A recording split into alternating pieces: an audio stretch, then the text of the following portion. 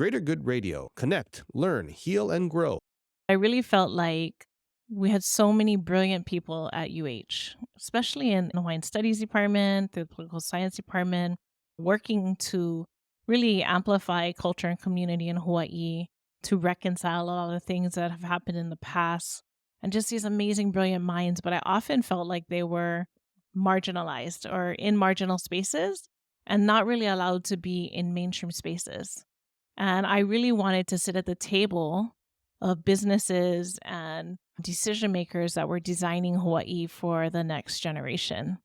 And oftentimes academics are put in a certain space and not allowed to be at those tables. And actually, when I got to those tables, I found out that there really weren't many Hawaiians at those tables at all. And I really wanted to be a part of that mainstream space, talking about what Hawaii is going to look like, feel like for generations to come. So that's kind of the background on how I got to what my personal vision is, and all of the work that I do is based around. One example of that might look like, the international marketplace.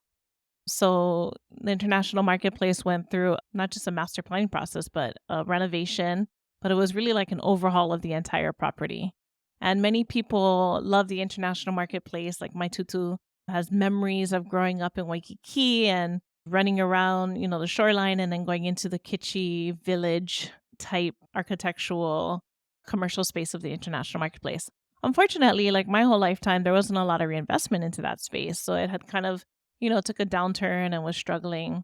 But what many people don't know is that that was once the home of King Lunalilo and was once the property of Queen Emma. Lunalilo, gave the property to Emma.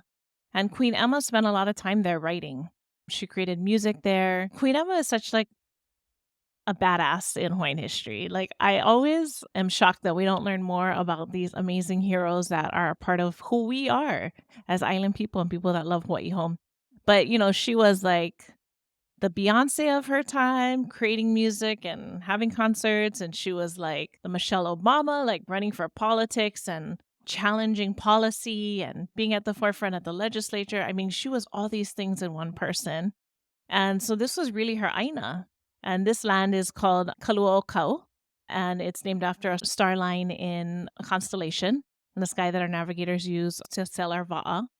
And now the property is owned by Queen Emma Land Company, which is, an organization that funds our largest hospital system here in Hawaii and is a trauma center of the Pacific. And that hospital came out of a vision that her and her husband had to really create public health care for all of the people of Hawaii. Because at the time when he came into office, there was private health care, but there really was no public system for people in Hawaii. And we had a large population of Native Hawaiians and immigrants that lived here that needed health care.